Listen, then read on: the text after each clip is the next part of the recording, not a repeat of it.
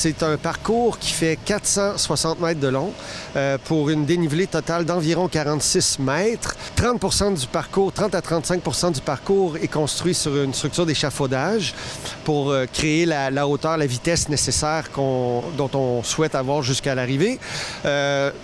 Une des différences majeures de ce choix de site comparé à la côte de la montagne, c'est que comme on est dans des parcs, principalement, on peut utiliser le terrain naturel, ce qui fait un parcours qui est plus naturel, moins artificiel, ce qui rend, je trouve, l'aspect sport plus intéressant. Donc, on a vraiment l'impression de patiner sur le terrain du Vieux-Québec. On est à la Porte Saint-Louis au départ, le Parlement en arrière-plan, on longe la fortification tout le long à côté du Palais Montcalm. Vraiment, on donne une belle fenêtre à notre architecture, là, au patrimoine de Québec en même temps en faisant les images. Donc, c'est un bel endroit. Québec, c'est un fond de théâtre incroyable pour faire des événements comme ça. Et les Québécois aiment encore ça.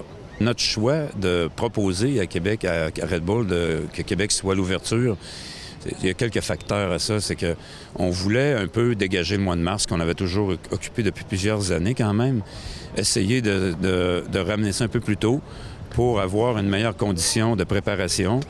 Puis ouvrir la saison, on pensait à Red Bull aussi, d'ouvrir la saison en force avec l'événement en Reine, comme vous dites, l'événement là, couronné toujours de meilleur événement de l'année.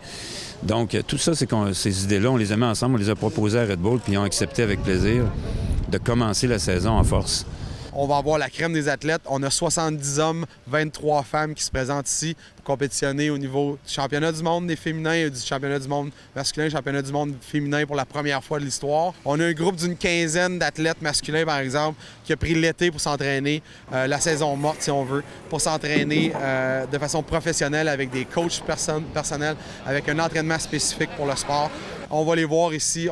Ça va être évident de par la piste qu'on a amenée avec les côtés techniques.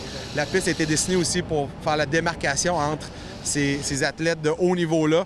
Même si on a un groupe de 64 des meilleurs athlètes au monde, on va être capable de voir la différence entre ces athlètes-là qui se sont très bien préparés à un niveau supérieur, comparativement aux autres où ils sont des athlètes incroyables, mais qui manquent peut-être le petit étincelle de plus ou l'effort de plus qu'ils n'auront pas mis. Ils vont malheureusement avoir un petit déclic là, qui va leur faire comprendre qu'ils auraient peut-être dû pousser un peu plus pendant la saison estivale.